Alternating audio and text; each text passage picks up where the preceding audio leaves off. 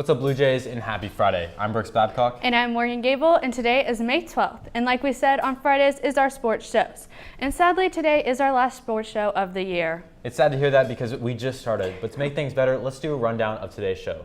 Starting off with the top story from Morgan about the sports signings. Then we will head over to Brooks to give us a rundown on baseball. Next, we will go to Morgan for tennis and soccer, then Tishan with updates on our golf team. And then back to Brooks to wrap it all up. Sounds like a pretty full show, so don't forget to sit back and relax, because this is KLHS.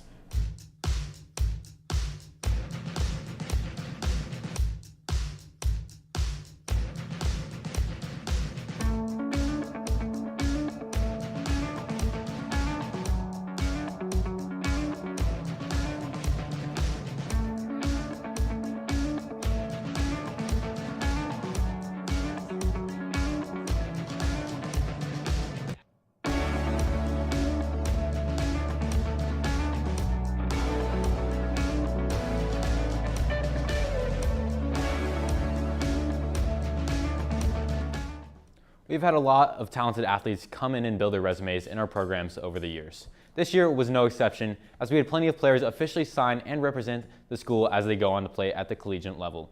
Morgan has more on the story now, so let's go over to her. What's up, Blue Jays, and welcome to your top story for today.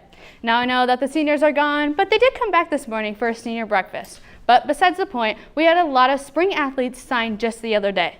On Wednesday, May 3rd, we had 31 athletes here at LHS signed to play spring sports in college. Somewhat D1 and somewhat D2. We had a lot of mixtures of both. With having 31 seniors signing just in spring sports, that has been one of the biggest signings we've had in a while. The majority sports that people were signing to were track and field. Along with that, we had a lot of people stay in state for college. The top were K-State, Missouri State, MU, and KU. All great colleges. I can't even think about college right now without getting stressed out. But enough about me. I just want to say a big congrats to all the seniors who signed throughout the year. That's a big achievement. With that, let's head over to Brooks to get a rundown on baseball. Thank you, Morgan. And like you said, congrats to all the athletes going on to play at the next level. With that, we have a lot of baseball to cover as the regular season comes to a close. To start things off, we're going to go back to Tuesday, where the Jays stayed home and played the Raymore Peculiar Panthers. The Jays had junior Tanner Warner on the mound for this game. Warner and the Jays defense would kick off the game with a 1-2-3 inning. He would continue his dominance throughout the game, as he would only give up 3 hits total to Ray Peck and striking out 9. The game would stay at zeros and finally get interesting in the top of the 6th. In the top, we saw an amazing defensive play by center fielder Chase Littrell, saving a hit as the game would get into the thick of things. In the bottom, Dane Moberly led off and got a hit right up the middle to give himself a single. With heads-up base running, Moberly was able to steal second on a mishandled ball by the catcher during Addison Smith's at-bat. Then Moberly is able to get to third on a wild pitch, setting up Chase Littrell for a go-ahead hit, as he would come to the plate and do exactly that. The hit would bring home Moberly to give the Jays the lead with only an inning to go. With the lead, the Jays had a chance to end it at the top of the 7th, and they would bring home the win 1-0. Behind a first-class full-game shutout from Tanner Warner, it was a great game. Then on Wednesday, the Jays would welcome the Oak Park Northmen, Liberty. Liberty would end up taking the game 8-5 with a great show from Kai Bennett, as he would strike out 7 in his first 5 innings. And the star of the game had to be Addison Smith, as he went off at the plate. Smith ended up going 3 for 4 with a double and 2 triples. Liberty is now 23-12, heading into the final game of the season tonight. The Jays will play the 27-7 Liberty North Eagles at William Jewell, looking to beat the reigning state champs. That's all the baseball you've missed. Let's head over to Morgan to see how men's tennis is doing. Thank you so much, Brooks, and good luck to the baseball team tonight. As school is coming to an end, so is our spring sports. To start off, on Tuesday, the men's tennis took on the semifinals at Park Hill South and swept up a win 5-3, with Max Campbell advancing to the district finals at St. Joe.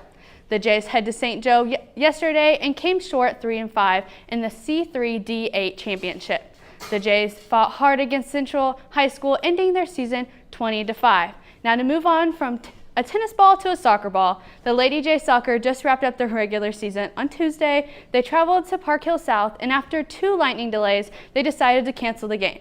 With their game getting canceled, the Lady Jays were ready to play last night. Last night, they took on the Lee Summit Tigers, and after playing in the rain in the second half, the Lady Jays fell short with the score being 0-3. But on the flip side, they will be taking on Districts this Saturday, so good luck. Now let's shoot over to a fellow Lady J player to see how she feels about the season wrapping up. It was sad. It was kind of unreal for all of our seniors. We have 15 seniors, so it's kind of sad for them, but I mean, I got to play with my team, so it was good. I grew up with a lot of them, so it was, I love all of them. I'm very close with every single one of them. It was just like surreal to be playing with them for their last year, and I just feel like one of them, so it's very sad that they're leaving us. To the soccer program, I didn't personally get to experience him, but from the soccer program, he's an inspiration to the younger ones, like the C team players, the JV ones, they all loved him. He was just a mentor to every single person that encountered him. Thank you so much, Mackenzie. It is so sad to see all of our seniors leaving, but it's also sad to see Coach Scott Howard say goodbye after 23 years. He has coached varsity, JV, and C team. And speaking of JV, JV also wrapped up their season with a whole lot of wins, some ties, and only losing once. A pretty great record for our JV team, so congrats to all of you. With that, let's head over to T-Sean with some updates on how the golf team is doing. Thank you, Morgan. Moving our focus to our men's golf wrapped their season at District this week at Adams Point. Sadly, none of the golfers will head to state, but they had a very successful season led by junior JJ Stauffer and Weston Fung, having top 10 finishes. Excited to see them next year. I know these guys are going to bounce back. Again, good job to the men's golf team. Tomorrow, our track and field team is headed to Staley High School to compete at the Class 4 district tournament. I just want to say good luck to all of our track and field competitors. You guys are going to dominate. That is all I have for you, Jays. Now we will head over to Brooks Babcock with his update on our professional sports. Thanks, T-Sean. Moving on to professional sports, the Royals have been trending in the right direction recently. In their last series against the White Sox, they were able to take 3 out of the 4 games, moving them just 1 game out of 4th place in the AL Central. In their final game of the series, Freddie Fermin was able to lay down a walk-off bunt, bringing in Nick Prado from third base as the bases were loaded. Despite a series win, the Royals have a pretty tough schedule coming up as they go on the road to face the 20-17 Milwaukee Brewers for 4 games, then head out west to face the Padres for 3 games. Moving on to the NFL, they just released the complete and final schedule for the 2023-24 season. If you didn't know, the Super Bowl champs always kick off the following season's first game, so in this case, the Chiefs will get to host the Lions on September 7th. Alongside with the game, the Chiefs will unveil their Super Bowl 57 banner at Arrowhead that night. I'm personally really excited for this game, as the last time Jared Goff faced Patrick Mahomes, it was considered one of the greatest regular season games of all time. Back in 2018, during Patrick Mahomes' first MVP campaign, the Chiefs were set to face the Rams in LA on Monday night. The final score of the game would be 54-51. Of course, the circumstances are a little different here as Goff is in Detroit, but for the game, I think it should be a pretty fun one to kick off the season. The Chiefs were scheduled in 6 primetime games this season, as well as being one of 4 teams to play in Frankfurt, Germany. They'll be facing against Mike McDaniel's Miami Dolphins over there, so the return of Tyreek Hill back to Arrowhead will have to be held off. That's all the big news in professional sports recently. We're going to go to a quick commercial break, then back to the front to wrap it up.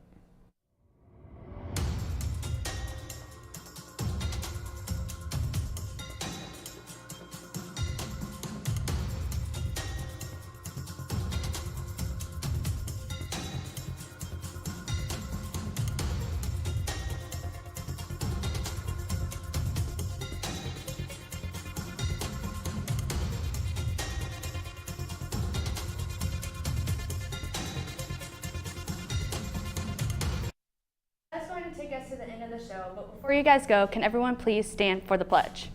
I pledge allegiance to the flag of the United States of America and to the republic for which it stands, one nation, under God, indivisible, with liberty and justice for all.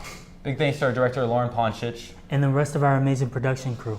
Make sure to follow us on all of our socials at KLHS_Jays. We hope you guys all have a great weekend, and good luck to all who are testing next week. This has been Morgan Gable, Brooks Babcock, and T-Sean Alexander, signing off of KLHS.